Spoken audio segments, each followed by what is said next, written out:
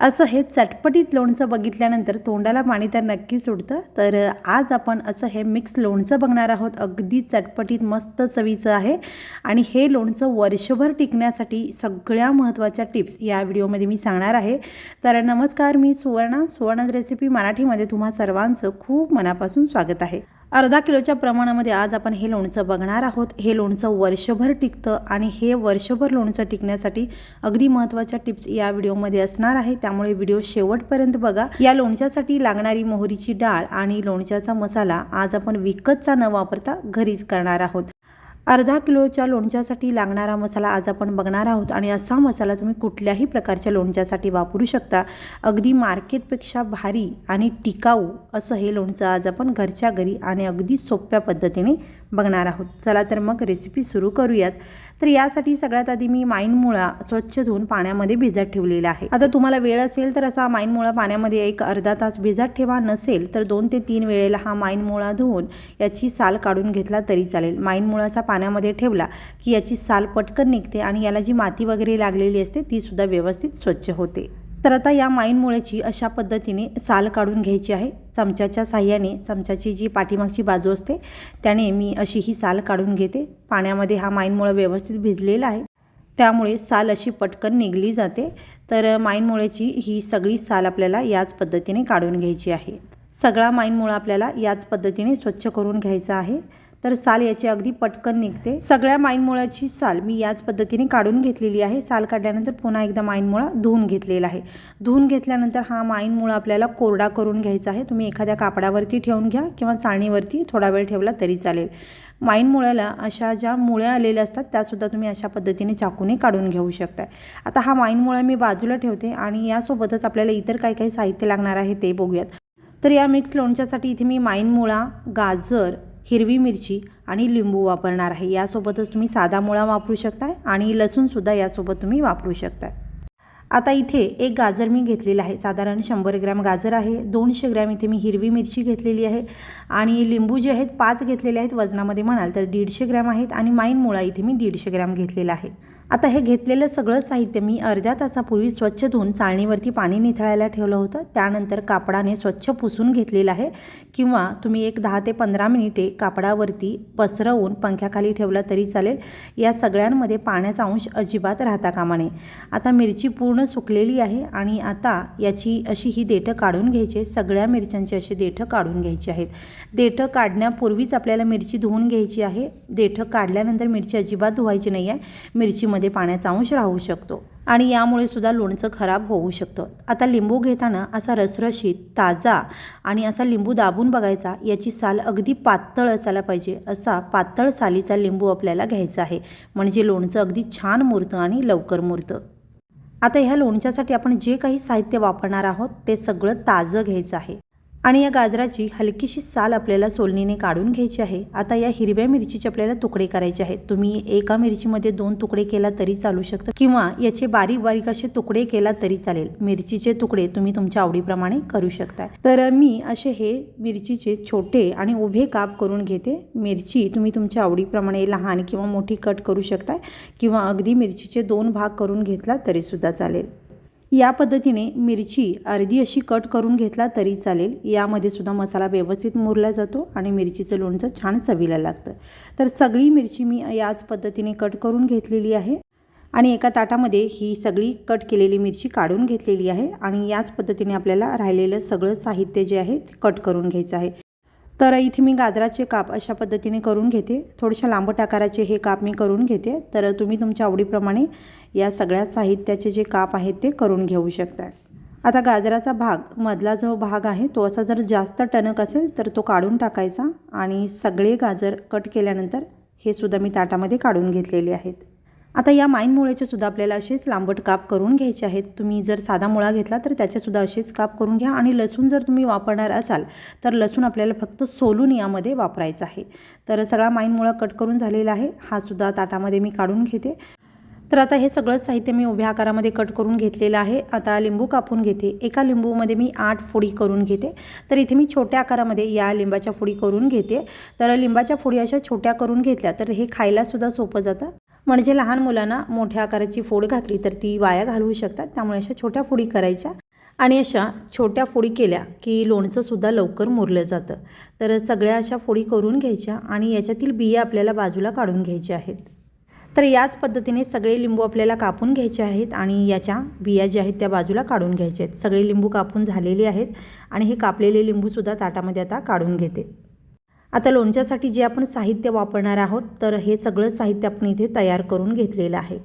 तर इथे हे सगळं साहित्य जे आहे अर्धा किलो प्रमाणात आहे. अर्धा किलो प्रमाणामध्ये आज आपण लोणचं करत आहोत आणि यासाठी लागणारी आपल्याला जी मोहरीची डाळ आहे किंवा मसाला आहे आपण घरीच करणार आहोत. तर आता अर्धा किलो लोणच्यासाठी लागणारा मसाला आणि मोहरीची डाळ आता आपण करूयात.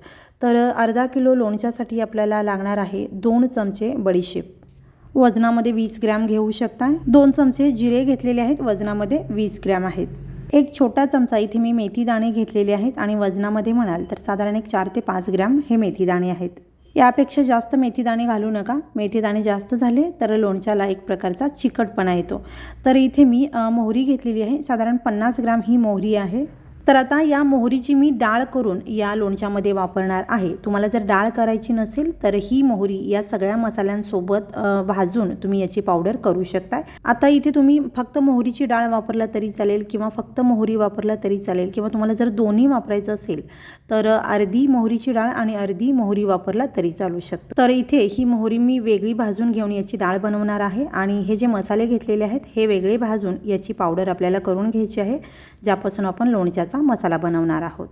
तर सगळ्यात आधी इथे मी हलकासा तवा गरम करून घेतलेला आहे आणि गॅस अगदी मंद ठेवायचा आहे. तवा जर जास्त तापला असेल इथे गॅस बंद केला तरी चालू शकतं. घेतलेली सगळी मोहरी या तव्यावरती छान पसरवून घेतली आणि अगदी मिनिटभर ही मोहरी भाजायची नाही आहे, छान गरम करून घ्यायची आहे. मोहरी जास्त जर तुम्ही भाजलात तर मोहरीची डाळ छान पिवळ्या रंगावरती होणार नाही, तर थोडासा काळसर किंवा आपण चॉकलेटी रंग म्हणतो ना तसा येईल आणि चवीला सुद्धा कडसर लागू शकते. तर इथे अगदी मिनिटभरच मंद गॅसवरती ही मोहरी मी छान अशी गरम करून घेतलेली आहे. आता गॅस बंद करते आणि ही मोहरी सुपामध्ये काढून घेते, म्हणजे आपल्याला मोहरीची डाळ करता येईल. आता याच गरम असलेल्या तव्यामध्ये घेतलेले मसाले सुद्धा छान भाजून घ्यायचे आहेत आणि हे मसाले सुद्धा खूप जास्त भाजायचे नाहीत. अगदी कमी गॅसवरती 1 ते 1.5 मिनिटे छान असे गरम करून घ्यायचे आहेत. तर इथे 1 ते 1.5 मिनिटे हा मसाला मी छान परतून घेतलेला आहे किंवा गरम करून घेतलेला आहे. तुम्ही हाताने अशा पद्धतीने थोडंसं चेक करू शकता. मसाले छान गरम झालेले आहेत. गॅस बंद केलेला आहे. आता हे मसालेसुद्धा एका ताटामध्ये मी काढून घेते. आता मोहरी जी सुपामध्ये काढली होती ती अशा पद्धतीने वाटीने किंवा एखाद्या तांब्याने अशी घासून घ्यायची, म्हणजे या मोहरीची जी टरफलं किंवा साल आहे ती निघून जाते आणि आपल्याला मोहरीची डाळ मिळते. तर इथे ही मोहरी अशा पद्धतीने घासल्यानंतर बघा मोहरीची डाळ आपली तयार होत आहे. तर इथे तुम्हाला जवळून दाखवते, अशी ही मोहरीची डाळ आपली तयार होत आहे. अशा पद्धतीने मोहरी घासायची, पाकडायची, म्हणजे टरफल जी आहेत मोहरीची ती निघून जातात आणि त्यानंतर घोळून घ्यायची, म्हणजे तयार झालेली डाळ मागे राहते आणि जर मोहरी शिल्लक राहिली असेल तर ती पुढे येते. तर ती शिल्लक राहिलेली मोहरीसुद्धा आपल्याला याच पद्धतीने घासून घ्यायची आणि पाकडून घ्यायची आणि अशा पद्धतीने ही मोहरीची डाळ आपली तयार झालेली आहे. तर आता कुठल्याही प्रकारच्या लोणच्यासाठी अशी मोहरीची डाळ विकत न आणता घरीच अगदी 5 मिनिटामध्ये अगदी परफेक्ट अशी ही मार्केटसारखी मोहरीची डाळ तुम्ही घरीच बनवू शकताय. तर अशी ही डाळ तुम्ही पूर्वतयारी म्हणून आधीच बनवून ठेवला तरी चालू शकतं. जेव्हा लोणचं बनवायचं आहे त्यावेळेला तुम्ही ही डाळ वापरू शकताय. तर ही डाळ तुम्ही अशीच लोणच्यामध्ये वापरू शकताय किंवा लोणच्याचा मसाला करताना त्याच्यामध्ये टाकून पावडर करून सुद्धा ही डाळ तुम्ही वापरू शकताय. आता ही मोहरीची डाळ तयार आहे, ही बाजूला ठेवते. लोणच्याचा मसाला बनवूयात. तर हे गरम करून घेतलेलं साहित्य हलकंसं थंड झालेलं आहे, मिक्सरच्या भांड्यामध्ये काढून घेते. खूप गरम असताना हे सगळं साहित्य मिक्सरला फिरवायचं नाही आहे, थोडंसं थंड करून घ्यायचं आहे. आता या मिक्सरच्या भांड्यामध्येच आपल्याला लोणच्याच्या मसाल्यासाठी लागणारं इतर साहित्यसुद्धा घालायचं आहे. तर इथे मी एक छोटी वाटी खडे मीठ घेतलेलं आहे. तर लोणच्याचा मसाला करताना किंवा लोणच्यामध्ये शक्यतो खडे मिठाचाच वापर करायचा, म्हणजे लोणचं छान टिकतं. तर आता हे 1 वाटी मी खडे मीठ घेतलेलं आहे आणि वजनामध्ये म्हणाल तर साधारण 60 ते 65 ग्रॅम हे मीठ आहे. हे मीठ कोरडं असावं, याला अजिबात पाणी सुटलेलं नसावं. जर मीठ ओलसर असेल तर ते थोडंसं उन्हामध्ये वाळवून घ्या किंवा एखाद्या भांड्यामध्ये तव्यामध्ये गरम करून वापरा. आता मसाल्याच्या डब्यामध्ये जो छोटा चमचा असतो त्या चमच्याने 2 चमचे हळद घेतलेली आहे किंवा नाश्त्याचा जो आपला चमचा असतो त्याने अगदी शिगोशिग भरून 1 चमचा हळद घेतली तरी चालेल. तर आता इथे मी एक छोटा चमचा हिंग पावडर घेतलेली आहे. तुम्ही याच्याऐवजी खडा हिंगसुद्धा वापरू शकता. खडा हिंग जर वापरणार असाल तर मसाले जे आपण भाजून घेतले त्याच्यासोबत खडा हिंग छान भाजून घ्या आणि या मसाल्यांसोबत वाटून घ्या. तर घेतलेला हिंग मी या मसाल्यांमध्येच घातलेला आहे आणि आता इथे मी 2 मोठे चमचे किंवा साधारण 30 ते 35 ग्रॅम ही लाल मिरची पावडर घेतलेली आहे. तर ही मिरची पावडर तिखट नाही आहे, फक्त रंगाची मिरची पावडर इथे मी वापरलेली आहे. बेडगी मिरची पावडर आहे ही. तर ज्यांना लाल कलरचं लोणचं हवं आहे त्यांनी ही मिरची पावडर घालायची आहे. ज्यांना पिवळ्या रंगाचं लोणचं करायचं आहे त्यांनी ही मिरची पावडर नाही घातली तरी चालू शकतं, कारण या लोणच्याला मिरचीचा तिखटपणा असणार आहे. या मिरची पावडरमुळे फक्त रंग येणार आहे. तर तुमच्या आवडीप्रमाणे ही मिरची पावडर हवी असेल तर वापरा, नाही वापरला तरी चालू शकतं. किंवा हा मसाला जर तुम्ही मिरची सोडून इतर लोणच्यासाठी बनवत असाल तर या लाल मिरची पावडरसोबत किंवा बेडगी मिरची पावडरसोबत थोडंसं तिखट असणारी मिरची पावडरसुद्धा वापरा, म्हणजे लोणच्याला छान तिखटपणासुद्धा येईल. आता हे घेतलेलं सगळं साहित्य मिक्सरला फिरवून घ्यायचं. अगदी बारीक अशी याची पावडर आपल्याला बनवून घ्यायची आहे. तर अगदी ताजा आणि मस्त असा हा लोणच्याचा मसाला आपला तयार झालेला आहे. अगदी खमंग असा याचा सुवास येत आहे.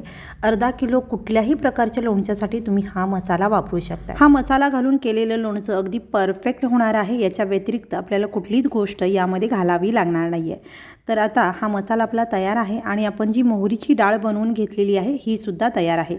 आता ही मोहरीची डाळ लोणच्यामध्ये तुम्ही अशीच वापरू शकता किंवा तुम्हाला मोहरीची डाळ लोणच्यामध्ये अशी आवडत नसेल तर या सगळ्या साहित्यांसोबत तुम्ही मिक्सरला फिरवून याची पावडर केला तरी चालू शकतं. तर आता हा खमंग, चविष्ट, चटपटीत ताजा मसाला जो आपण तयार करून घेतलेला आहे या घेतलेल्या सगळ्या साहित्यांमध्ये घालायचा आहे. सगळा मसाला घालायचा आहे कारण हा अर्धा किलो प्रमाणामध्ये आपण तयार करून घेतलेला आहे. आणि आता ही तयार केलेली मोहरीची डाळसुद्धा यामध्येच मी घातलेली आहे. आता हे सगळं व्यवस्थित असं मिक्स करून घ्यायचं आहे. या सगळ्या साहित्याला मसाले व्यवस्थित लागले पाहिजेत. आता हे सगळं व्यवस्थित मिक्स केल्यानंतर याच्यामध्ये आपल्याला एक छोटी वाटी लिंबाचा रस घालायचा आहे किंवा 2 मोठ्या आकाराचे लिंबू इथे कट करून याचा हा रस मी काढून घेतलेला आहे. आता हा लिंबाचा रस घातल्यामुळे यामध्ये जे मसाले आपण घातलेले आहेत ते सगळे व्यवस्थित या लोणच्यामध्ये मुरले जातात. लोणच्याला चव छान येते. त्याचबरोबर हे प्रिझर्वेटिव्हचं सुद्धा काम करतं. विकतच्या लोणच्यामध्ये व्हिनेगरचा वापर केला जातो त्यामुळे ते लोणचं टिकतं. तर लोणचं टिकण्यासाठी 3 गोष्टी खूप महत्त्वाच्या आहेत. यामध्ये मिठाचं असणारं जे प्रमाण आहे ते, त्यानंतर प्रिझर्वेटिव्ह म्हणून व्हिनेगर घालू शकताय पण आपण घरगुती पद्धतीने करतोय, इथे आपण लिंबाच्या रसाचा वापर करायचा आहे. आणि तिसरं म्हणजे तेल.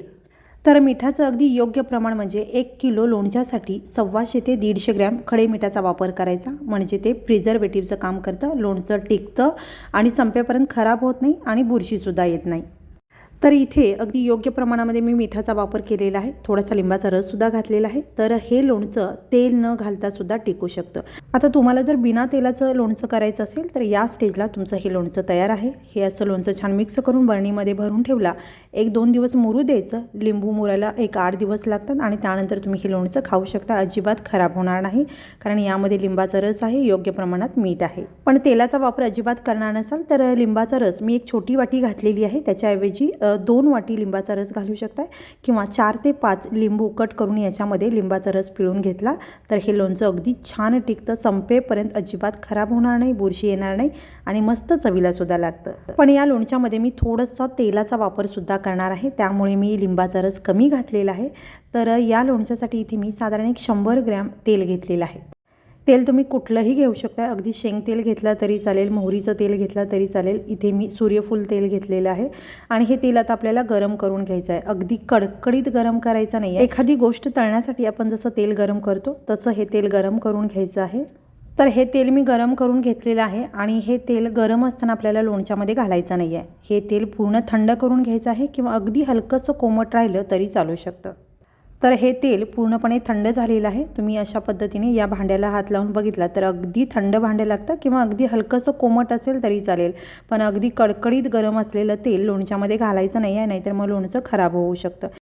तेल घातल्यानंतर पुन्हा एकदा हे लोणचं व्यवस्थित असं मिक्स करून घ्यायचं आहे। तर तुम्हाला अगदी कमी तेलामध्ये किंवा तेलाची फोडणी या लोणच्यामध्ये द्यायची असेल लसणाची, तर अगदी 2 ते 3 चमचे तेल गरम करून त्यामध्ये लसूण थोडासा ठेचून टाकायचा आणि ती फोडणी थंड करून यामध्ये घातला तरी चालेल। तुम्हाला जर अगदी कमी तेलामध्ये हे लोणचं बनवायचं असेल तर या पद्धतीने सुद्धा तुम्ही बनवू शकता। घातलेलं तेल व्यवस्थित मिक्स केल्यानंतर हे लोणचं बघू शकताय अगदी चटपटीत आणि मस्त मसालेदार असं हे लोणचं तयार झालेलं आहे। आता हे कमी तेलामधलं मी लोणचं बनवलेलं आहे। तुम्हाला जर जास्त तेल घालायचं असेल तर अर्धा किलो लोणच्यासाठी तुम्ही 250 ते 300 ग्रॅम तेलाचा वापर करू शकताय। आणि तेलाचा वापर करून जर तुम्हाला लोणचं टिकवायचं असेल तर लोणचं बरणीमध्ये भरल्यानंतर लोणच्याच्या वरती तेलाची एक लेअर आली पाहिजे इतकं तेल घालावं लागेल। आणि कमी तेलाचं किंवा बिना तेलाचं लोणचं करायचं असेल तर मिठाचा आणि लिंबाच्या रसाचा योग्य वापर आपल्याला करायचा आहे, म्हणजे लोणचं अजिबात खराब होत नाही, याला बुरशी येणार नाही, लोणचं संपेपर्यंत अगदी छान राहतं।